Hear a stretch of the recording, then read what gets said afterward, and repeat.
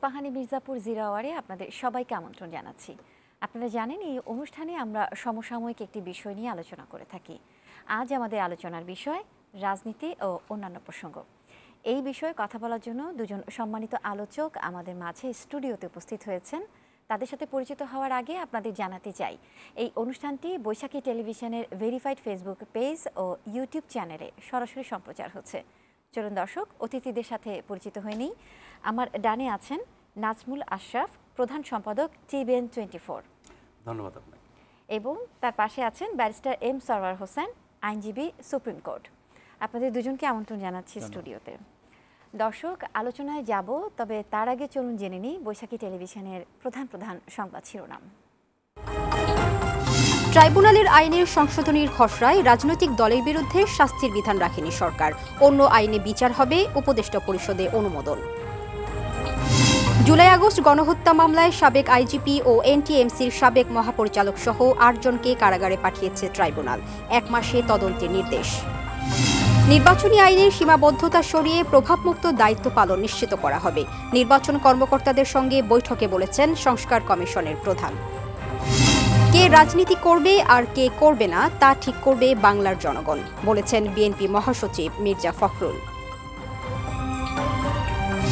এবং ঢাকা কলেজ ও সিটি কলেজের শিক্ষার্থীদের ব্যাপক সংঘর্ষে কয়েকজন আহত।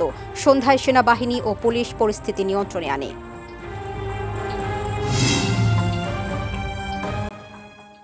শিরোনাম দেখছিলেন, এবারে আলোচনায় ফিরতে চাই। আজ আমরা কথা বলবো রাজনীতি ও অন্যান্য প্রসঙ্গ। নাজমুল আশরাফ, আপনাকে দিয়ে শুরু করতে চাই। প্রধান উপদেষ্টা আজ দৈনিক একটি জাতীয় পত্রিকায় বলেছেন যে সাক্ষাৎকারে উনি বলেছেন, যদি বলেন নির্বাচন দিয়ে দেন তাহলে আমরা সংস্কার করব না, নির্বাচন দিয়ে দিব। আপনার কি মনে হয় প্রধান উপদেষ্টার এই বক্তব্য কি ইঙ্গিত বহন করে? ধন্যবাদ আপনাকে। দেখেন, প্রধান উপদেষ্টা আন্তর্জাতিক ব্যক্তিত্ব, নোবেলজয়ী এবং দেশে বিদেশে সমাদৃত একজন মানুষ। তিনি আমাদের সরকার প্রধান। এটা আমাদের জন্য অনেক গর্বের। জুলাই অগাস্ট গণ অভ্যুত্থানের পরে তার নেতৃত্বে সরকার গঠিত হয়েছে। সেই সরকারের কাছে মানুষের প্রত্যাশা অনেক বেশি। সেই প্রত্যাশার বহু জায়গা আছে। যারা মাঠে থেকে আন্দোলন করেছেন, যারা জীবন দিয়েছেন, জীবনের ঝুঁকি নিয়েছেন, এখনও মাঠে ময়দানে আন্দোলনে আছেন, সক্রিয় আছেন, তারা একটা পক্ষ। রাজনৈতিক দল বিএনপি, জামাত ইসলামী সহ বিভিন্ন দল, আওয়ামী লীগ তো এখন নাই। এর বাইরে সাধারণ মানুষ, নাগরিক সমাজ, বিভিন্ন শ্রেণী পেশার মানুষ, এ সবাই কিন্তু এক হয়ে গেছিল সেই জুলাই অভ্যুত্থানের সময়। কারণ ছাত্রদের আন্দোলন যেভাবে দমন করতে চেয়েছিল ফ্যাসিবাদী আওয়ামী লীগ সরকার, যেভাবে মানুষ মেরেছিল নির্মম নিষ্ঠুরভাবে, এবং সেই আন্দোলন দমন করতে গিয়ে এই নিষ্ঠুরতার কারণে কিন্তু সব শ্রেণী পেশার মানুষ সেই আন্দোলনে যুক্ত হয়েছে। আন্দোলনটা ছিল শুধু ছাত্রদের, এরপরে আস্তে আস্তে বিভিন্ন রাজনৈতিক দল এবং শ্রেণী পেশার মানুষ, অতি সাধারণ মানুষ, জীবনে কোনোদিন রাস্তায় নামে নাই, আন্দোলন করে নাই, রাজনীতির ধারে কাছে ছিল না, এরকম লোকজনও কিন্তু ওই আন্দোলনে শরিক হয়েছে। মাঠে নেমে সশরীরে শরিক হয়েছে, ঘরে থেকে সমর্থন দিয়েছে, যার যার অবস্থান থেকে সাধ্যমতো সেই আন্দোলনের সহযোগিতা করেছে, প্রতিনিয়ত সরকারকে অভিশাপ দিয়েছে, গালিগালাজ করেছে, কেউ লিখে করেছে, কেউ বলে করেছে। এক কথায় আওয়ামী বিরোধী যত শক্তি ছিল দেশে, সবাই ঐক্যবদ্ধ ছিল। সেই ঐক্যবদ্ধ জাতির সরকার হিসেবে ডক্টর ইউনূস এলেন এবং তিনি একটা অন্তর্বর্তী সরকার গঠন করলেন। তারপরে প্রতিনিয়ত এই সরকারের ভূমিকা, এই সরকারের কি করা উচিত, রাজনৈতিক দলের অবস্থান, আন্দোলনকারীদের অবস্থান, সমাজের অন্যান্য শ্রেণী পেশার মানুষের অবস্থান এবং সাধারণ মানুষ যাদের কণ্ঠ আমরা শুনতে পাই না, যাদের মতামত আমরা জানতে পারি না, নির্বাচন বা গণভোট বা জনমত ছাড়া তাদের অবস্থান জানা যায় না, কিন্তু তাদেরকে যারা প্রতিনিধিত্ব করেন, রাজনৈতিক দল, বিভিন্ন শ্রেণী পেশার মানুষের যেসব সংগঠন আছে, তাদের মাধ্যমে আমরা যা বুঝতে পারি এখন ওই ঐক্যের জায়গাটা নাই। মানে অভ্যুত্থানের পরে নতুন যে সরকারটি আসলো, তারা কি করবে, ভবিষ্যতের বাংলাদেশ কি হবে, এই ফ্যাসিবাদের বিপরীতে আমরা কি বাদ কায়েম করতে চাই, সেই জায়গাটি নিয়ে অনেক রকমের মতবিরোধ আছে। মতবিরোধ থাকতে পারে, কিন্তু মতবিরোধের জায়গাটা মাঝে মধ্যে এমন বিপজ্জনক জায়গা চলে যাচ্ছে, তাতে মনে হচ্ছে যে ওই অনৈক্যের ফলে আবার নতুন কোনো সংকট তৈরি হয় কিনা। আবার আসি আপনার প্রশ্নে, ডক্টর মোহাম্মদ ইউনূস তিনি এই দায়িত্ব নেওয়ার পর থেকে বিভিন্ন সময় তার সরকারের লক্ষ্য উদ্দেশ্য সম্পর্কে যেটা বলে আসছেন মোটা দাগে, যে রাষ্ট্রের একটা সংস্কার করা দরকার। যে সংস্কার কেমন, কতটুকু, কোন কোন খাতে, কত দিনে, এই বিষয়টা আমরা এখনো স্পষ্ট না। কিন্তু সংস্কার দরকার, মোটা দাগে এটা সবার সাথে একমত। এবং সেই সংস্কার করার ক্ষেত্রে যারা আন্দোলনকারী তাদের চাপ চাহিদাটা অনেক বেশি, তাদের অধিকার অনেক বেশি। তারাই এই অভ্যুত্থান ঘটিয়েছে, তারাই পরিবর্তন ঘটিয়েছে, তারাই রক্ত দিয়েছে, তারাই ঝুঁকি নিয়েছে। ফলে তাদের বক্তব্য নিশ্চয়ই আমাদের শিরোধার্য এবং মানতে হবে। কিন্তু সেই আন্দোলনকারী ছাত্ররা এখন যা বলছে বা করতে বলছে বা তাদের যে চাওয়া, সেটা কি গোটা জাতির চাওয়া? এটা কি সব মানুষের চাওয়া? তাদের চাওয়ার সাথে অন্যদের চাওয়া মিলছে না। আমরা প্রকাশ্যে যে কথাগুলো শুনি, ডক্টর ইউনূস এবং তার উপদেষ্টা পরিষদ শুরুর দিকে মনে হচ্ছিল শুধুমাত্র এই ছাত্রদের কথা, তাদের ইচ্ছা, তাদের হুমকি, তাদের দাবি, কথায় কথায় রাস্তা নামা, এটা ঘেরাও সেটা ঘেরাও, এইভাবে চলছিল। কিন্তু সরকার প্রতিনিয়ত নিজের অবস্থান পরিবর্তন করে করে একটা রিয়েলিস্টিক বা বাস্তবসম্মত অবস্থানে আসছে। আমার মনে হচ্ছে ডক্টর ইউনূস গত কয়েকদিনে বিভিন্ন সাক্ষাৎকারে, জাতির উদ্দেশ্যে দেওয়া ভাষণে যা বলেছেন, সবশেষ বণিক বার্তার সাক্ষাৎকারে যা বলেছেন, এটা খুবই প্র্যাকটিক্যাল, খুবই বাস্তবসম্মত। এবং আপনি কোনো কাজ করেই সবাইকে খুশি করতে পারবেন না, 18 কোটি মানুষকে খুশি করতে পারবেন না, সকল দলকে, সকল মহলকে খুশি করতে পারবেন না। কিন্তু যেটা সামগ্রিকভাবে দেশের জন্য, মানুষের জন্য, জনগণের জন্য ভালো, সেটা করাটাই হচ্ছে সঠিক কাজ। আমার মনে হচ্ছে যে উনি যেটা বলেছেন, ন্যূনতম সংস্কার করে, কমিশনগুলোর রিপোর্ট দেখে, রাজনৈতিক দলগুলোর সাথে আলোচনা করে তারা যা বলবেন সেই অনুযায়ী কাজ করবেন। সবচেয়ে প্র্যাকটিক্যাল কথা হচ্ছে এটা। আজকে তিনি আরেক ধাপ এগিয়ে বলেছেন যে সংস্কার কমিশনগুলো রিপোর্ট পাওয়ার পরে, সেটি নিয়ে দলগুলোর সাথে আলোচনা করার পরে রাজনৈতিক দলগুলো যদি বলে যে সংস্কার চাই না, এখনই নির্বাচন দেন, আমরা নির্বাচন দিয়ে চলে যাব, আমরা এখানে থাকতে চাই না। অনেকে অসহ্য হয়ে যাচ্ছেন। তিনি বলেছেন যা, তার অর্থ হচ্ছে ছেড়ে দে মা, কেঁদে বাঁচি। অনেকে বলছে আমাদেরকে তাড়াতাড়ি ছেড়ে দেন। ওনারা কেউ এখানে দীর্ঘদিন থাকতে চান না। দীর্ঘদিন থাকতে চাওয়ার যে আশঙ্কা বিএনপি সহ আর অনেকের মুখে আমরা শুনি, সেটা এই কারণে যে তাদের লক্ষ্য স্পষ্ট না। আপনি কতদিনে কতটুকু সংস্কার করবেন, কবে নির্বাচন দেবেন, রোডম্যাপ কি হবে, আপনি কতদিন থাকবেন, বিষয়গুলো স্পষ্ট না হওয়ার কারণে আশঙ্কাটা আসছে। ফখরুল ইসলাম আলমগীর এটা বলেছেন যে অন্তর্বর্তীকালীন সরকারের যদি একটা নির্বাচনের রোডম্যাপ থাকতো, সেটাই, এটা অনেকেরই চাওয়া এবং এটাই যৌক্তিক। কিন্তু ডক্টর মোহাম্মদ ইউনূসের সবশেষ বক্তব্যে আমি আশাবাদী যে আশঙ্কা সংকটগুলো তৈরি হয়েছিল বা আমাদের মনে ভর করেছিল, সেটি হয়তো থাকবে না। এবং ওনারা যে কেবলই অন্তর্বর্তী সরকার, কেবলই একটি সরকার থেকে আরেকটি সরকারে যাওয়ার জন্য মাঝখানে অবস্থানে আছেন, তার জন্য কিছু কাজ করে দিয়ে যেতে চান, যাতে রাষ্ট্রটা, দেশটা, সরকারটা ভালোভাবে চলে, সেই কাজটা তিনি করবেন। এবং সেটি যদি সকল রাজনৈতিক দল চায়, নিশ্চয়ই অন্যান্য মহলের বক্তব্য এখানে হয়তো তিনি যুক্ত করবেন। শেষ কথা বলি আপাতত, যে এই যে কথা তিনি বললেন, যেটি বেশিরভাগ রাজনৈতিক দলের চাওয়া, সবচেয়ে বড় দল বিএনপি তাদেরও চাওয়া, এবং আপনি যদি জনমত জরিপ করেন, গণভোট নেন, বেশিরভাগ মানুষ বলবে যে হ্যাঁ, আমরা একটা ভালো সরকার চাই, ভালো শাসনে যেতে চাই, আগের মতো থাকতে চাই না, ফ্যাসিবাদ চাই না, স্বৈরতন্ত্র চাই না, গণতন্ত্র চাই। শেষ কথা বলি, গণতন্ত্রই আমাদের একমাত্র লক্ষ্য হওয়া উচিত। আপনি গণতন্ত্র যদি নিশ্চিত করতে পারেন, সঠিক গণতন্ত্র, বাংলাদেশের মতো যেনতন গণতন্ত্র না। আবার বাংলাদেশে ভালো গণতন্ত্র আমরা দেখেছি, 90-এর পরে টানা 10 বছর আমরা ভালো গণতন্ত্র, ভালো নির্বাচন দেখেছি। আমরা যদি সেখানেও যেতে পারি, তাহলে কিন্তু এই যে ফ্যাসিবাদ বিরোধী আন্দোলনের মাধ্যমে মানুষের যে আকাঙ্ক্ষা তৈরি হচ্ছে, সেটা পূরণ হবে। এবং সেরকম একটি সরকার, সেরকম একটি নির্বাচনের দিকে আমাদের লক্ষ্য হওয়া উচিত, এগোনো উচিত। এবং ডক্টর ইউনূসের কথাবার্তা শুনে মনে হলো আমরা সেদিকেই যাচ্ছি। আচ্ছা, ব্যারিস্টার এম সারোয়ার হোসেন, আপনার কাছে জানতে চাই, বিএনপি নির্বাচনে আওয়ামী লীগকে দেখতে চায় বা আনতে চায় এমন কোনো বক্তব্য দেয়নি। মির্জা ফখরুল ইসলাম আলমগীর এটা বলেছেন এবং এটা নির্ধারণ করবে জনগণ। আপনার কি মনে হয়, মানে কিভাবে দেখছেন এই বিষয়টাকে, উনি যেটা বলেছেন? ধন্যবাদ আপনাকে, ধন্যবাদ আজকের সহ আলোচক এবং সুপ্রিয় দর্শক। দেখুন, এখানে আমরা 4-5টা ভার্সন শুনেছি। যেমন শুনেছি যে শুরুতেই সাখাওয়াত হোসেন তিনি বলছিল যে আওয়ামী লীগকে একটা পুনর্গঠনের কথা বলেছিল, তাতে কিন্তু তিনি মন্ত্রণালয় হারিয়েছেন। একই কথা কিন্তু পরবর্তীতে আইন উপদেষ্টা এবং অ্যাটর্নি জেনারেল বলেছে। হ্যাঁ, তখন কিন্তু সেইটা মনে হলো যেন স্বাভাবিক। সো একইভাবে যে বিএনপির একজন স্ট্যান্ডিং কমিটি মেম্বার যখন বলে যে সাংবিধানিক যাতে সংকট সৃষ্টি না হয়, সেই জন্য প্রেসিডেন্টকে রাখা প্রয়োজন, যদিও এটা স্বৈরাচারের প্রোডাক্ট, যে স্বৈরাচারের লিগাসি বহন করে এবং as a person he is very controversial. So আমরা দেখলাম যে এই 15 বছর যে জাতাকল পিষ্ট হলো, এই যে গ্যাপটা সৃষ্টি হয়েছিল এবং পতন হবে কিনা সেইটা কখনো নিশ্চয়তা ছিল না। এই দুই দলের ভিতরে গ্যাপটা অনেকটা ঘুষে গিয়েছে, যে সেইখানে এই কথা তো আমরা একাধিকবার শুনেছি যে দল হিসেবে নিষিদ্ধ চায় না, কারণ বিএনপির ক্যালকুলেশনটা কিন্তু ক্লিয়ার যে নির্বাচন হলে রিজনেবলি তারাই ক্ষমতা আসবে, জনগণ তাদেরকে ভোট দেবে না, জনগণ এটা ভালো প্রক্রিয়া। কারণ আপনার আইনের মাধ্যমে অথবা বিচারের মাধ্যমে অথবা অ্যাডমিনিস্ট্রেটিভ অর্ডারে কোনো দলকে ক্যান্সেল করলে পরবর্তী ম্যানেজমেন্ট যদি সঠিক না হয় পরবর্তী, তাহলে মানুষ ওইটাকে তখন বলতে থাকে যে আগে ভালো ছিল বা অমুক ভালো ছিল, সেটা বলতে থাকে।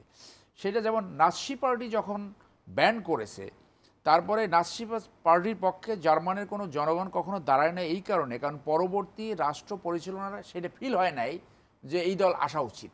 তারা এমন সুশাসন, ন্যায় বিচার অথবা গণতন্ত্র চর্চা করেছে। তো সেই জন্য যে বিপ্লবের দুইটা ফেজ থাকে, একটা হলো ইমিডিয়েট অবজেক্টিভস আর একটা হচ্ছে আলটিমেট অবজেক্টিভস। ইমিডিয়েট কি হলো, ফেসিজমের পতন হয়েছে, সেইটা সাকসেসফুল হয়েছে।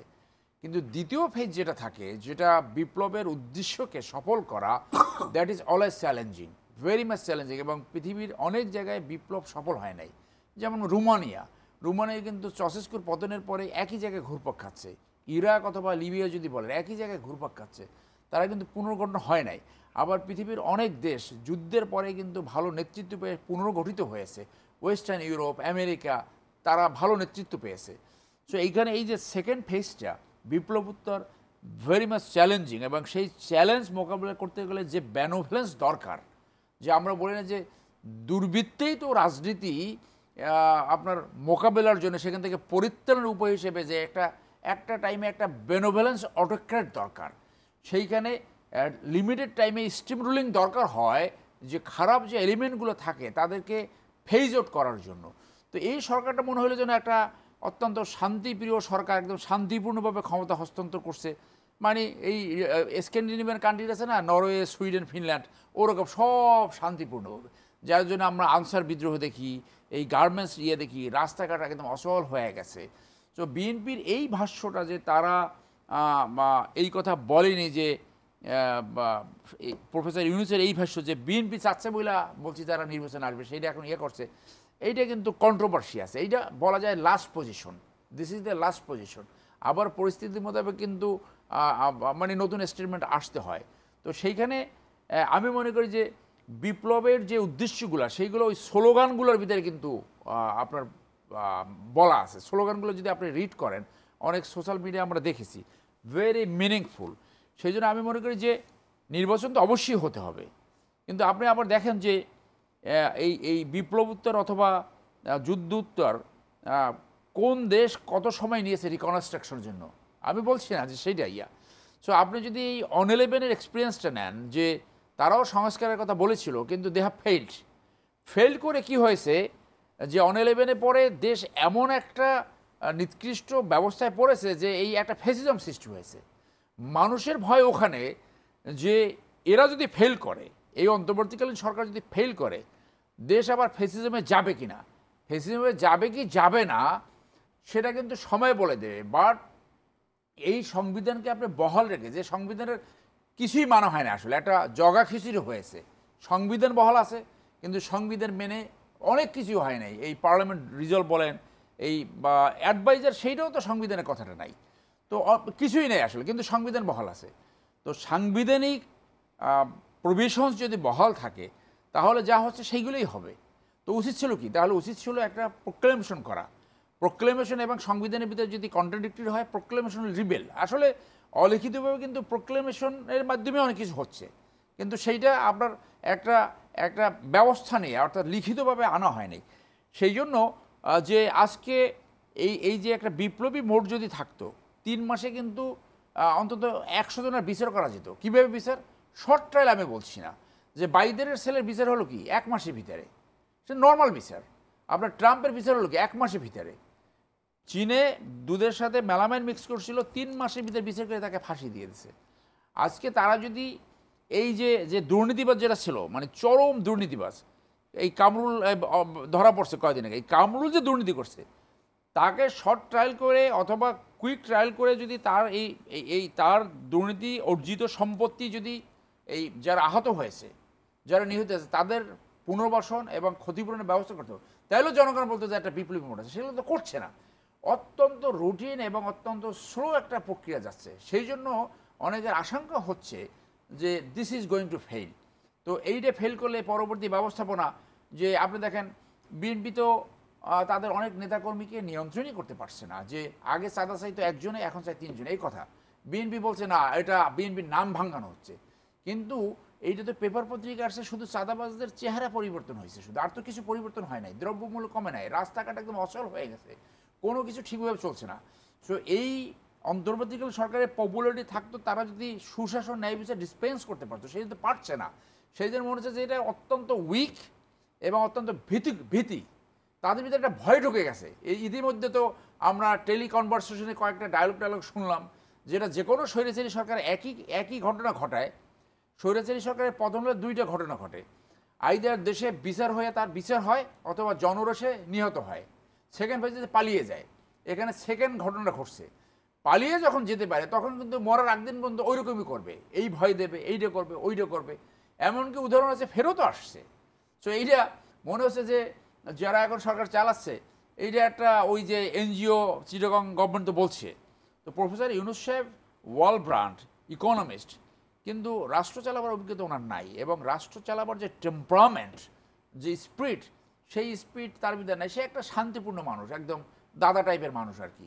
তো যার জন্য মনে হচ্ছে যে এই নির্বাচন একটা দিয়ে তারা চলে যাবে, সেই আইডিয়া তাদের ভিতরে ঢুকেছে। ওই প্রথম 11-এর মতো একটা হবে, একটা নির্বাচন দিবে, ওই নির্বাচনের মাধ্যমে আওয়ামী লীগের ছিল, এই নির্বাচনের মাধ্যমে বিএনপি আসবে হোপফুলি। বিএনপির সামনে চ্যালেঞ্জ যে তারা যে আকাঙ্ক্ষা নিয়ে গণ অভ্যুত্থান ঘটেছে, সেই আকাঙ্ক্ষা তারা ধারণ করতে পারবে কিনা, মডিফাই করতে পারবে কিনা, না আওয়ামী লীগের মতো একটা সরকার হবে, সেইটাই তাদের সামনে চ্যালেঞ্জ হবে। ধন্যবাদ। আচ্ছা, আপনার কাছে আবার আমি জানতে চাই যে উপদেষ্টা পরিষদের বৈঠক হয়েছে আজ সচিবালয়ে, প্রধান উপদেষ্টা সেখানে গিয়েছেন, এবং এই বৈঠকে আন্তর্জাতিক অপরাধ ট্রাইব্যুনাল সংশোধনী অধ্যাদেশের খসড়া চূড়ান্ত করা হয়েছে, যেখানে 20টি সংশোধনী আনা হয়েছে। এখানে কি কি সংযোজন এবং বিয়োজন করা হয়েছে? না, আমরা একটা খবর মধ্যে জানলাম যে আসিফ নজরুল সাহেব বলছিল যে রাজনৈতিক দলের ব্যাপারে সিদ্ধান্ত নেওয়ার এখতিয়ার থাকবে ট্রাইব্যুনাল এই আইনে। আজকে দেখলাম যে এইটা থাকবে না। আর ছোটোখাটো কি আছে আমি বিস্তৃত এখনও পড়িনি, যদিও আমি যুদ্ধবাদী ট্রাইব্যুনাল আমি 3টা মামলা পরিচালনা করছি as a defence councillor, so আমরা এটা দেখে বলতে পারবো। খবরে যেটা আসছে সেটা হলো যে আপনার দলকে আইনগতভাবে ট্রায়ালের মাধ্যমে যে প্রভিশনটার কথা আমরা শুনছিলাম সেটা থাকছে না, যেটা আমরা খবরে দেখলাম, সর্বশেষ খবর দেখলাম। নাজমুল হাসান, আপনার কাছে জানতে চাই, না দেখেন, যদি আপনি এই নিষিদ্ধের ব্যাপারে আমরা আন্দোলনকারীদের একটা অবস্থান, বিএনপি সহ বিভিন্ন রাজনৈতিক দলের অবস্থান, সরকারের অবস্থান আমরা দেখছি। নিষিদ্ধটা যে সমাধান না, এর উদাহরণ ভুরি ভুরি সারা বিশ্বে আছে। এখন আপনি বলছেন যে মানে বিপ্লব উত্তর, এখানে আমার একটু দ্বিমত আছে যে আমরা 5ই অগাস্ট যা ঘটিয়েছি তার পেছনের যে আন্দোলন 36 দিনের, সেটি বিপ্লব না, সেটি গণ অভ্যুত্থান। বিপ্লবের সংজ্ঞা আছে, সারা পৃথিবীতে বিপ্লবের উদাহরণ আছে। ফলে আমরা বিপ্লব করেছি, ফলে বিপ্লবের ফলে এই হবে সেই হবে, এই যে বক্তব্যটা আমরা অনেকের কাছে শুনি, সেখানকার যে বেসিসটা, সেখানেই মনে হয় ভুলটা আমরা করছি, যে এটা বিপ্লব না, এটা গণ অভ্যুত্থান। যাই হোক, এখন নিষিদ্ধ আওয়ামী লীগ 16 বছর যা করেছে, এই দলকে মানুষ আর কখনো কি গ্রহণ করবে? এই দলের রাজনীতি মানুষ কতটা গ্রহণ করবে কি করবে না, সেটা কিন্তু আমরা নির্বাচনের মাধ্যমে জানতে পারবো। আমি যদি আইন করে গায়ের জোরে নিষিদ্ধ করি, তাহলে আওয়ামী লীগের 16 বছরে যারা অপকর্ম করেছে, প্রধানমন্ত্রী থেকে শুরু করে মন্ত্রী, এমপি, আরও বহু মানুষ, তাদের প্রত্যেকের সর্বোচ্চ শাস্তি হওয়া উচিত, দ্রুততম সময়ের মধ্যে বিচার হওয়া উচিত। আবার দ্রুততম করতে গিয়ে যাতে ন্যায় বিচার নিশ্চিত হয়, সেটাও আমাদেরকে দেখতে হবে। ক্যাঙ্গারু কোর্টের কাহিনী আমরা জানি, উনি আরও ভালো জানেন। ফলে আমরা ন্যায় বিচারের মাধ্যমে সবাইকে শাস্তি দিতে চাই। কিন্তু আওয়ামী লীগের রাজনীতি যারা করেন, সারা দেশে আওয়ামী লীগের যারা ভোটার আছেন, যারা প্রজন্মের পর প্রজন্ম এই রাজনীতিকে ধারণ করেন, লালন করেন, বিশ্বাস করেন, আওয়ামী লীগের শত অপরাধ সত্ত্বেও এই দলকেই সমর্থন করেন, সেই জনগোষ্ঠীকে আপনি শাস্তি দিবেন কোন যুক্তিতে? সেই মানুষগুলোর ভোটাধিকার কেড়ে নেবেন কোন যুক্তিতে? ফলে আমি অপরাধীদের বিচার করব, শাস্তি দেব, কিন্তু নিরপরাধ মানুষকে কেন শাস্তি দেব? আওয়ামী লীগ দল হিসাবে গত 16 বছরের যে তার ভূমিকা, এর আগের বিভিন্ন সময়ের ভূমিকা, মুক্তিযুদ্ধে তার ভূমিকা, যুদ্ধের আগে তার ভূমিকা, এগুলোকে যদি আপনি নাই করে ফেলতে চান শুধুমাত্র 16 বছরের কারণে, তাহলে বুঝতে হবে যে আপনি মানে ইতিহাসকে অস্বীকার করছেন, সত্যকে আপনি ধামাচাপা দেওয়ার চেষ্টা করছেন। আমরা নানানভাবে এই মুক্তিযুদ্ধ, বঙ্গবন্ধু, আমাদের আন্দোলন, স্বাধীনতা, এগুলো নিয়ে অনেক রকমের বক্তব্য শুনি। একটা দেশ একবারই স্বাধীন হয়, বাংলাদেশ একবারই স্বাধীন হয়েছে, সেটা ৭১ সালে। যারা ৭১ সালে যুদ্ধ করেছেন, জীবন দিয়েছেন বা আহত হয়েছেন বা বেঁচে ফিরেছেন, সেই মানুষগুলো এবং ৭১-এ যারা জীবিত ছিলেন, যারা যুদ্ধের ভয়াবহতা দেখেছেন, ভুক্তভোগী হয়েছেন, সেই মানুষগুলো অনেকেই বেঁচে আছে এখন। তাদের অবদান, তাদের আত্মত্যাগ, এগুলোকে আমরা অনেক সময় ছোট করার চেষ্টা করি এই জুলাই অভ্যুত্থানের মাহাত্ম্য বর্ণনা করতে গিয়ে। আপনি যা, আমি যদি তার চেয়ে বাড়িয়ে বলি তাহলে আপনাকে ছোট করা হয়, অপমান করা হয়। আপনি 10, আমি আপনাকে 100 বললাম, তাহলে আপনার 10টাকে নিয়েও প্রশ্ন উঠবে। ফলে আমরা কোনো একটি ঘটনার, রাজনৈতিক ঘটনার, জুলাই অভ্যুত্থান বিশাল ঘটনা, 16 বছরের একটি শাসন ব্যবস্থা, ফ্যাসিবাদী ব্যবস্থাকে আপনার পালিয়ে যেতে বাধ্য করা চারটিখানি কথা না, কিন্তু এই 36 দিনের আন্দোলন ছিল তার চূড়ান্ত পরিণতি। তার পেছনে 16 বছর রাজনৈতিক, অরাজনৈতিক নানান শ্রেণী পেশার মানুষ এই সরকারের বিরুদ্ধে লড়েছে যার যার অবস্থান থেকে, এবং ভুক্তভোগী হয়েছে, ক্ষতিগ্রস্ত হয়েছে, নিহত হয়েছে, গুম হয়েছে, নির্যাতনের কোনো শেষ নাই, মামলা টামলা, জেল, সব কিছু। ফলে এই সব কিছুর যদি একটা আমরা সঠিক তথ্যভিত্তিক, যৌক্তিক, গ্রহণযোগ্য ইতিহাস তৈরি না করি, চোখের সামনে ঘটে যাওয়া ঘটনার যদি আমরা বিকৃত করতে শুরু করি, আর যেগুলো ইতিহাসে এর মধ্যে প্রতিষ্ঠিত হয়ে আছে, ধরেন ৭১-এর মুক্তিযুদ্ধের পেছনে 24 বছরের লড়াই সংগ্রাম, এই বিষয়ে তো বহু গবেষণা, বহু লেখালেখি, বহু কিছু আমাদের সামনে আছে, তথ্য প্রমাণ সহ। তো এটাকে আমি নাই করে দেব, আমি বলবো যে না, ৭১-এ স্বাধীন হই নাই, আমরা 24-এ স্বাধীন হয়েছি, এগুলো দেশপ্রেমের লক্ষণ না, এগুলো দায়িত্বশীলতার লক্ষণ না। আমরা সেই জায়গা থেকেই প্রতিপক্ষকে নিষিদ্ধ করে দাও, নাই করে দাও, যেটা বললাম, একটি রাজনৈতিক দলকে নিষিদ্ধ করার প্রভাব কি হতে পারে? জামাতে ইসলামী যারা দেশের জন্মের বিরোধিতা করেছিল, সেই দলকে কি নিষিদ্ধ করে রাখতে পেরেছেন? সেই দলের পরিসর, সমর্থন, শক্তি, সামর্থ্য তো অনেক বেড়েছে, হয়তো আরও বাড়বে, এখন সবচেয়ে ভালো অবস্থানে তারা আছে। ফলে নিষিদ্ধটা সমাধান না। একটি খারাপ রাজনীতি, একটি খারাপ রাজনৈতিক দল, একটি খারাপ মতাদর্শকে আপনি ভালো রাজনীতি, ভালো মতাদর্শ দিয়ে মোকাবেলা করবেন। মুসলিম লীগ একসময় বিশাল দল ছিল, সেই দল খুঁজে পাওয়া যায় না এখন, কারণ জনসমর্থন নাই। ফলে জনসমর্থনের মাধ্যমে একটা দল টিকে থাকে, একটা রাজনীতি টিকে থাকে, অথবা নিঃশেষ হয়ে যায়। ফলে বিএনপি সহ আরও যারা বলছেন যে জনগণের উপরে ছেড়ে দেওয়া, কোন রাজনীতি, কোন দল থাকবে কি থাকবে না, সেটাই হচ্ছে গণতন্ত্রের কথা। আর আপনি গায়ের জোরে নিষিদ্ধ করে দেবেন, নাই করে দেবেন, আপনি বঙ্গোপসাগরে ফেলে দেবেন, এগুলো কোনো যৌক্তিক, সভ্য, গ্রহণযোগ্য সবার কথা হতে পারে না। আমরা আসবো, আবার একটা বিরতি নিতে হচ্ছে। দর্শক, ইস্পাহানি মির্জাপুর 0 আওয়ারে নিচ্ছে একটা ছোট্ট বিরতি, ফিরছে একটু পর, সাথেই থাকুন।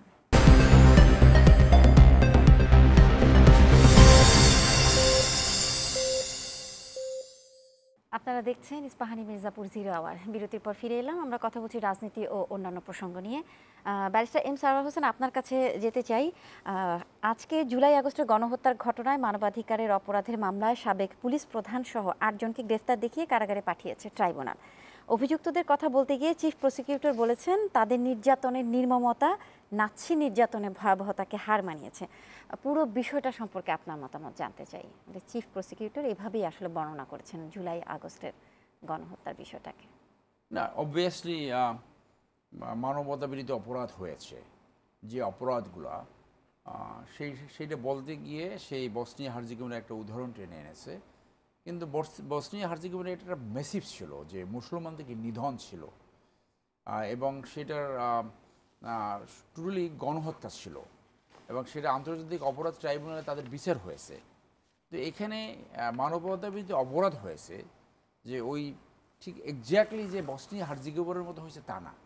এইটা পলিটিক্যাল প্রসিকিউশন এবং ভিন্নমত দমনের জন্য গণহত্যার একটা ক্রাইটেরিয়া থাকে, যে একটা যে বিলিভার, একটা গোষ্ঠী অথবা যে একটা কমপ্লিট একটা গোষ্ঠীকে এনহিলেট করা। তো বসনিয়া হার্জেগোভিনা এটা ছিল। বাংলাদেশে এটা মূলত ছিল ভিন্নমত দমন করা এবং তাদেরকে পলিটিক্যাল কিলিংস ছিল। সো এইটা ন্যারোলি বলা যায় যে এটাও এক ধরনের গণহত্যা, একদম ওই ডেফিনেশনে অতটা ফিট ইন করে না। সো সেই জন্য এটা বলার সময় প্রসিকিউশনরা অনেক গল্প আনে। এইটা ফাইনালি কতটুকু প্রমাণ হবে না হবে সেটা ট্রায়ালে বলা যাবে। তবে আমার আশঙ্কার জায়গাটা হলো যে যেভাবে এই বিচার ব্যবস্থা বাংলাদেশে চলছে যুদ্ধবিরোধী ট্রাইব্যুনালে, এই অন্তর্বর্তীকালীন সরকার থাকাকালীন একটি বিচারও কমপ্লিট হবে কিনা আমার সন্দেহ রয়েছে। এরপর মনে করেন বিচার সম্পন্ন হলো না, এই জেলে কয়দিন ঘোরাঘুরি কোর্টে বারান্দায় ঘোরাফেরা করলো। এরপর নির্বাচনের পরে বিএনপি সরকার গঠন করবে, বিএনপির নেতাকর্মীদের যদি তখন নিয়ন্ত্রণ না করতে পারে, তারা দেখা গেল ভুলের ভিতরে ঢুকে যায়, তখন যে না ঠিক আছে দরকার নাই এদের কাছে। যেমনটি আওয়ামী লীগ 15 বছরে একটি দুর্নীতির বিচার করতে পারেনি। তো ওই রকম যদি একটা সরকার হয়, যারা নির্বাচনের মধ্যে আসুক তারা যদি এরকম হয়, তখন দেখা যাবে যে কারোই আসলে বিচার হচ্ছে না। যেমন এই যুদ্ধবন্দী ট্রাইব্যুনালে যারা আওয়ামী লীগের সময় যাদের বিচার হয়েছে, যাদের ফাঁসি হয়েছে তো হয়েছে, যাদের ফাঁসি হয়নি তারা কিন্তু জামিন পাওয়া শুরু করেছে এবং সবাই দেখবেন যে খালাস হয়ে গেছে। ওই পলিটিক্যাল মামলা এইটা বলেই খালাস হবে। তো এখন এইটা মানে মিডিয়া হাইপ সৃষ্টি হচ্ছে, কিন্তু এক্স্যাক্টলি বসনিয়া হার্জিগোভিনার মতো সিনারিও না, বাট এটা মানবতার বিরুদ্ধে অপরাধ, দেয়ার ইজ নো ডাউট। তো নাজমুল আশরাফের সাথে আমি ওখানে একটু দ্বিমত পোষণ করে বলবো যে আপনি যদি গুগল করেন তাহলে আপনি রেভলিউশন দেখবেন, এখানে লেখা আছে a forcible overthrow of a government or social order in favour of a new system. তো যারা এখানে পরে এক দফায় গেছে বৈষম্য বিরোধী আন্দোলন করে, তারা কিন্তু বলেছে যে এমন একটি এমন একটি রাজনৈতিক ব্যবস্থা যেখানে আর কোনোদিন স্বৈরতান্ত্রিকতা সৃষ্টি না হতে পারে, লুটেরাতন্ত্র মাফিয়াতন্ত্র সৃষ্টি না হতে পারে এবং দুর্বৃত্তায়িত রাজনীতি ফেরত আসতে না পারে। তো clearly for a change of a system. এবং পৃথিবীতে যে সমস্ত দেশে উদ্বুত্থান অথবা রেভলিউশন হয়েছে, যারা সাকসেসফুলি পরবর্তীতে লেট করতে পেরেছে, সেইখানে কিন্তু সমাজের এই অর্ডার, সোশ্যাল অর্ডার চেঞ্জ হয়ে গেছে, রাজনৈতিক অর্ডার চেঞ্জ হয়ে গেছে। উদাহরণস্বরূপ আমেরিকাতে আফটার দ্য সিভিল ওয়ার তাদের কিন্তু রাজনৈতিক বন্দোবস্ত চেঞ্জ হয়ে গেছে।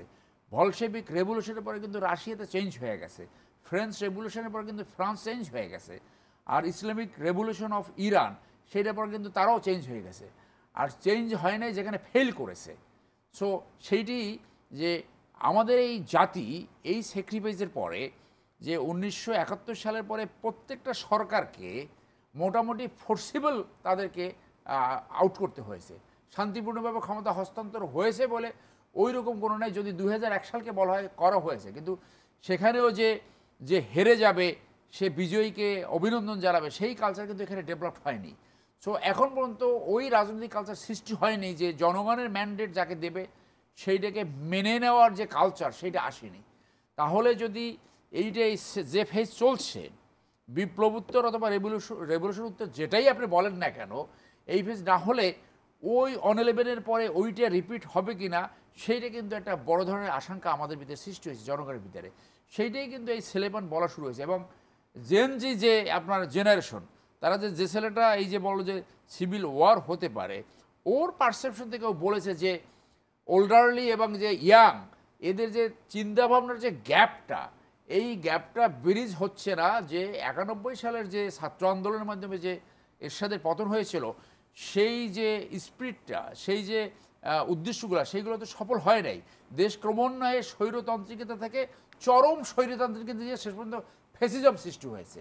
সেইটিই হবে এখন যে সমস্ত রাজনৈতিক দল রাষ্ট্র পরিচালনা করবে জনগণের আকাঙ্ক্ষা বিবেচনায় নিয়ে, তাদের লুটপাট করার জন্য। কিন্তু বাংলাদেশের রাজনৈতিক ডেফিনেশন হয়ে গেছে যে রাজনীতি করলেই লুটপাট করা যায়, যা খুশিতে করা যায় এবং বিচার ব্যবস্থাকে অ্যাভয়েড করা যায়।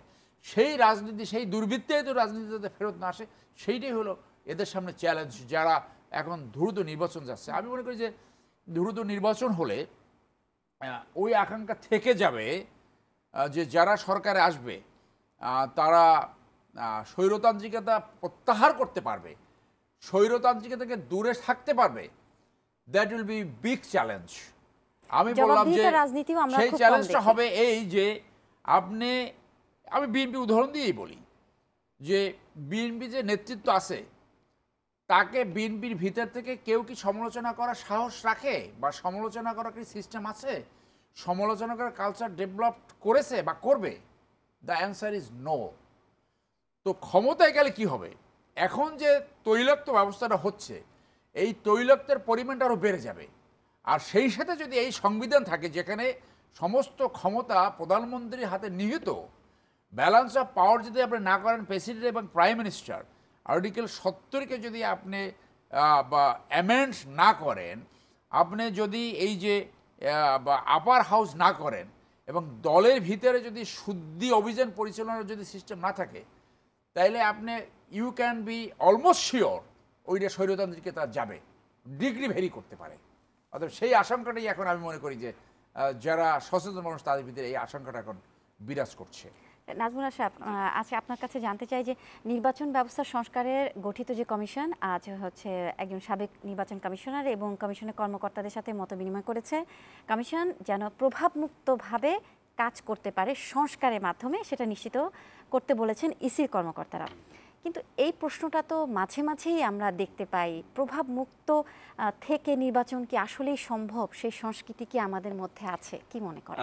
শুধু তাকে ছোট করে বলি, আমি সৌরভের সাথে একটু বিনয়ের সাথে বলবো যে আপনার এই বিপ্লব, গণঅভ্যুত্থান, গণ আন্দোলন, রাজনৈতিক পরিবর্তন, পৃথিবীর দেশে দেশে নানান উদাহরণ আমাদের এই গণঅভ্যুত্থানের সাথে সক্রিয়ভাবে যুক্ত ছিলেন, মাঠে যুক্ত ছিলেন, টেলিভিশনে সক্রিয় ছিলেন, লেখালেখিতে যুক্ত ছিলেন, এখন এই সরকারের বিভিন্ন গুরুত্বপূর্ণ দায়িত্ব পালন করছেন। এরকম একাধিক ব্যক্তির মুখে আমি নিজে শুনেছি, ওনারা যে ব্যাখ্যা দিয়েছেন এবং ইতিহাস যা আছে সারা বিশ্বে, তাতে করে আমাদের এখানে যেটা ঘটেছে এটা গণঅভ্যুত্থান, একটা বিপ্লব না। আমি নামও বলতে পারি যারা খুবই জনপ্রিয় এবং এই সরকারের অংশ, এখন আমি বলবো এই সরকারের দায়িত্ব পালন করছেন এবং এই গোটা আন্দোলনে তাদের অসাধারণ ভূমিকা ছিল। যাই হোক, আর এই যে গণহত্যা, এই যে আওয়ামী লীগ সরকার যখন ৭১-এ যারা অপরাধ করেছে তাদের বিচার করতে গিয়ে ওই গণহত্যা, যুদ্ধাপরাধ, এই শব্দগুলো নিয়ে যখন সমস্যায় পড়লো, তখন যে আইনে বিচার করা হলো এটাকে বলা হলো মানবতা বিরোধী অপরাধ। এখন মানবতা বিরোধী অপরাধ তো যে কোনো সময় যে কোনো মানুষ করতে পারে, সরকার বা সরকারের বাইরে কেউ করতে পারে। এখন এই অভ্যুত্থানে যে অপরাধগুলো হয়েছে নিঃসন্দেহে এগুলো মানবতা বিরোধী অধিকার, গণহত্যা না। অনেকগুলো মানুষ একসাথে মেরে ফেলে সেটা গণহত্যা হয় না। সারো ভাই এর মধ্যে ব্যাখ্যা দিয়েছেন, সেটার একটা উদ্দেশ্য থাকে। সো বিপ্লবেরও একটা ধরন থাকে, উদ্দেশ্য থাকে, লক্ষ্য থাকে, আদর্শ থাকে, এবং কিভাবে তার কালমিনেশন বা চূড়ান্ত পরিণতি হয়, তার পরবর্তী কি হয়, সেগুলোর বিচারে এটাকে আমরা বিপ্লব বলতে পারি না।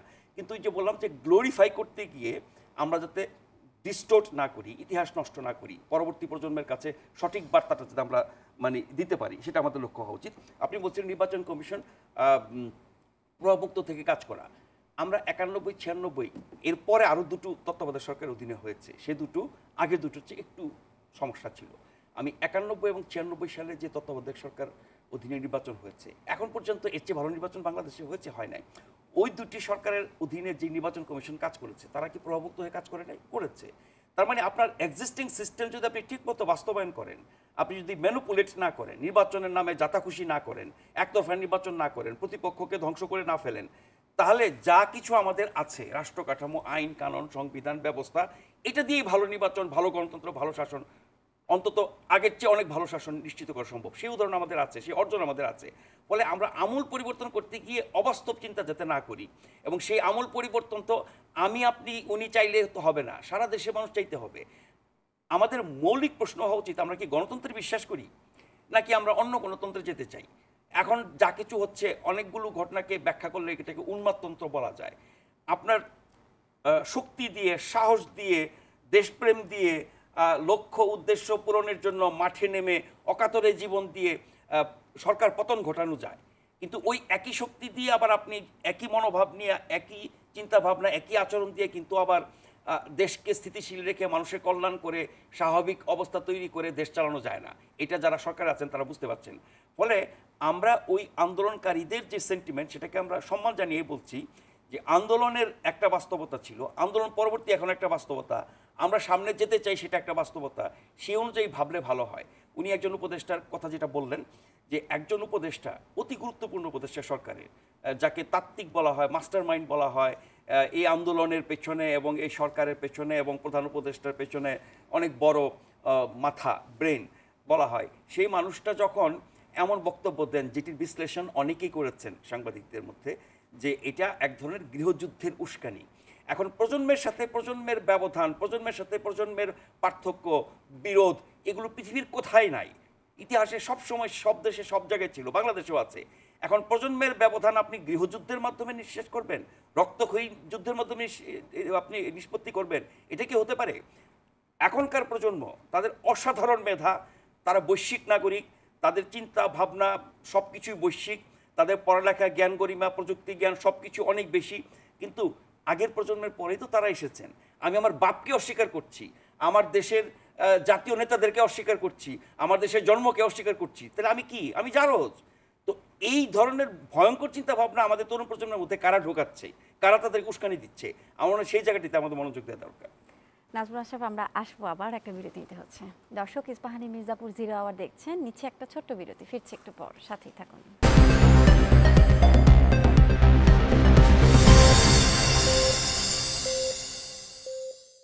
বিরতির পর ফিরে এলাম। আপনারা দেখছেন ইস্পাহানি মির্জাপুর 0 আওয়ার। কথা বলছি রাজনীতি ও অন্যান্য প্রসঙ্গ নিয়ে। ব্যারিস্টার এম সারোয়ার হোসেন, আপনার কাছে যেতে চাই এখন। সাবেক কমিশনার আব্দুর রউফ সংখ্যানুপাতিক পদ্ধতিতে নির্বাচন করার পক্ষে পরামর্শ দিয়েছেন। তিনি মনে করেন এর মধ্য দিয়ে নির্বাচনে দুর্বৃত্তায়ন বন্ধ হবে। আপনার মতামত জানতে চাই।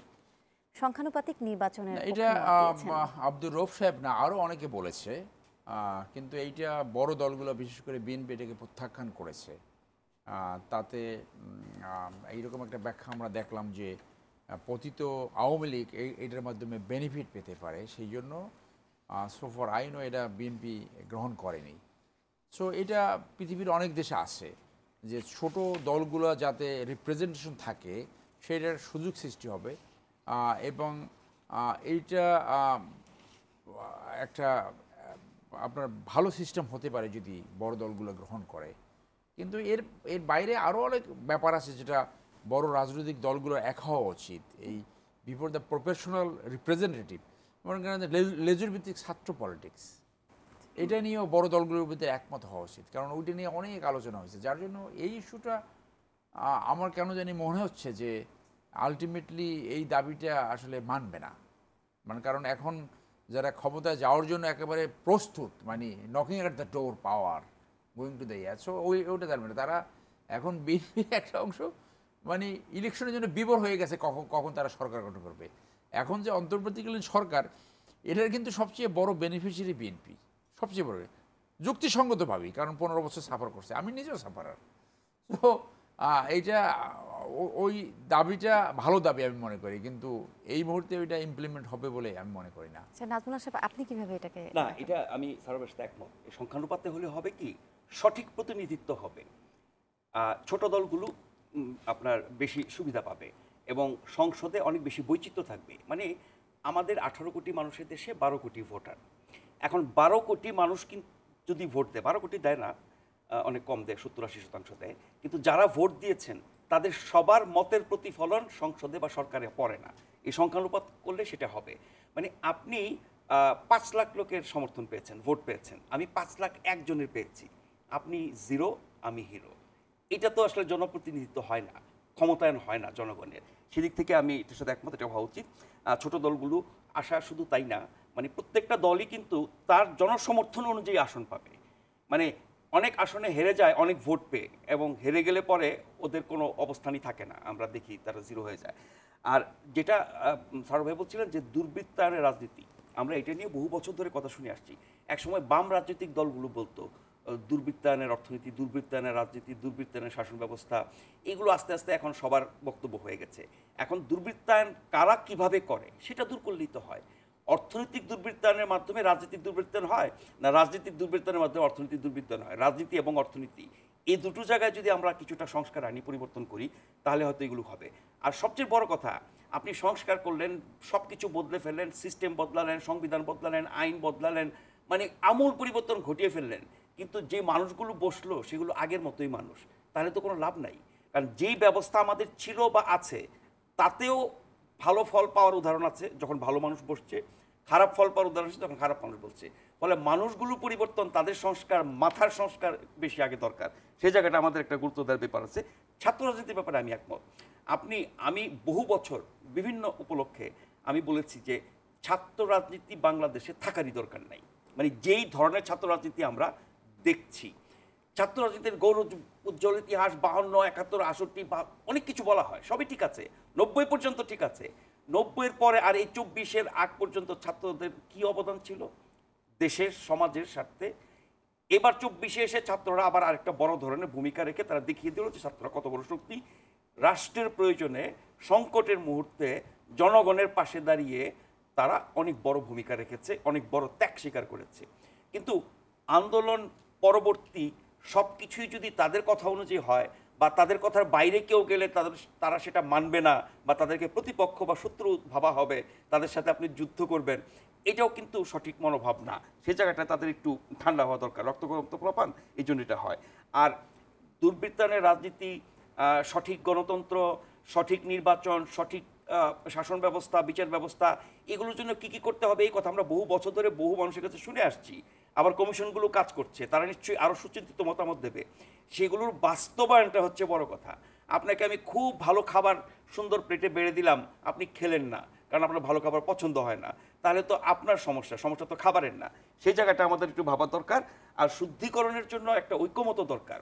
আমরা কি করব না, যেমন ধরেন যে জায়গাগুলো মোটা দাগে সবাই বলছে প্রায় একমতই, কমিশন হয়তো সেই রিপোর্ট দেবে, আমাদের সরকারের মেয়াদটা কমানো উচিত। 5 বছর অনেক সময়, 4 বছর করলে চিন্তা করবে ও 4 বছর পরে তো আমাকে আবার জনগণের কাছে যেতে হবে। এখন সরকার স্বৈরাচারী বা ফ্যাসিবাদী কেন হয়? যখন ভাবে জনগণের সমর্থনে ভোটে কিচ্ছু আসা যায় না, নির্বাচন কি দুরফুন যা খুশি করবো, প্রহসন করব, কিন্তু আমি আমার শক্তি দিয়ে, রাষ্ট্রের শক্তি দিয়ে, দলের শক্তি দিয়ে, জবাবদিহিতা যদি থাকে এবং কোনো একটি সরকার যদি ভাবে যে তাকে প্রতি 4 বা 5 বছর পর পর জনগণের সমর্থন নিতে হবে, তখন সে অন্যায় করতে ভয় পাবে বা অন্যায় করলেও কম করবে। কারণ 5 বছর পরে তাকে জনগণের কাছে যেতে হবে, সমর্থন না পেলে ক্ষমতা ছাড়তে হবে, আবার ক্ষমতা ছাড়ার পরে যে অন্যায় করেছে তার বিচার হবে। এই বিষয়গুলো নিশ্চিত করতে পারলে আমাদের মনে হয় শাসনতান্ত্রিক বা সরকার ব্যবস্থায় বা রাজনৈতিক ব্যবস্থায় একটা বড় ধরনের পরিবর্তন আসবে। সেই জায়গাটা ঐক্যমত দরকার। সব দল মত নির্বিশেষে একটা সিদ্ধান্ত নিয়ে যদি তারা কাজটা করেন, সেটা নিশ্চয়ই অনেক ভালো হবে। তবে আমার প্রত্যাশা যে ন্যূনতম সংস্কারের মধ্যে নিশ্চয়ই সরকারের মেয়াদ, নির্বাচন ব্যবস্থা, প্রধানমন্ত্রীর কর্তৃত্ব, রাষ্ট্রের 3 অঙ্গের ভূমিকা, গণমাধ্যমের ভূমিকা, যেগুলো আমাদের রাষ্ট্রীয় জীবনে, সামাজিক জীবনে, নাগরিক জীবনে অনেক বেশি প্রভাব ফেলে, সরাসরি প্রভাব ফেলে, আমাদের পুলিশ ব্যবস্থা, বিচার ব্যবস্থা, এই জায়গাগুলোতে বড় ধরনের পরিবর্তন করে ভালো মানুষ বসাতে হবে। খারাপ মানুষ বসিয়ে ভালো ব্যবস্থার সুফল আপনি পাবেন না। অনুষ্ঠানে একদম শেষ পর্যায়ে চলে এসেছি আমরা। এম সারওয়ার হোসেন, আপনি যদি 30 সেকেন্ডের মধ্যে কিছু বলতে চান। না, আমি এটি বলছি যে এই যে নাজমুল ভাই বললো না যে দুর্বৃত্তায়িত যে অংশটা হয় তাদেরকে বিচার করা, বিচারটা কীভাবে হয়?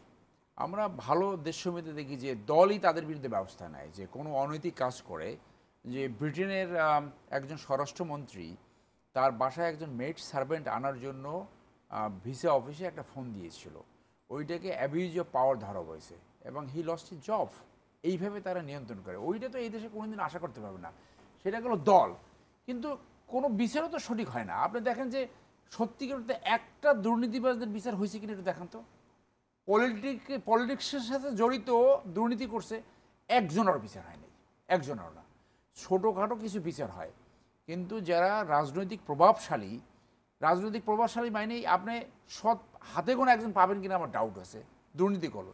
সেই দুর্নীতি একটা বিচার 50 বছর হয়েছে কিনা একটা উদাহরণ দেখান তো। আমাদের বিচার ব্যবস্থা এত উইক, তাহলে দুর্বৃত্তায়ন নির্মূল করার কোনো সিস্টেমই নাই।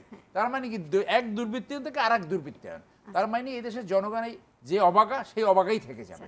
সেই জন্য এই বারবার একটা অভ্যুত্থান টাইপ সিচুয়েশন সৃষ্টি হয় এবং প্রত্যেকটা সরকার অভ্যুত্থানের মাধ্যমে বিদায় নিতে হয়। আপনাদের দুজনকে অসংখ্য ব্রিটেন বা ধন্যবাদ। আমেরিকা বা ইউরোপের অনেক উদাহরণ দেওয়া যায়, দীর্ঘ বছরের চর্চা এই জায়গায় এসেছে, আমাদেরকেও ধারাবাহিকভাবে এই চর্চাটা করার সুযোগ দিতে হবে। আপনাদেরকে অসংখ্য ধন্যবাদ। আমরা অনুষ্ঠানের একদম শেষ পর্যায়ে চলে এসেছি। ইস্পাহানি মির্জাপুর 0 আওয়ার আজ এ পর্যন্তই। দেখা হবে আগামীকাল নতুন কোনো বিষয়ে, নতুন অতিথিদের সাথে। সে পর্যন্ত সবাই ভালো থাকুন, সুস্থ থাকুন, বৈশাখী টেলিভিশনের সাথেই থাকুন। শুভরাত্রি।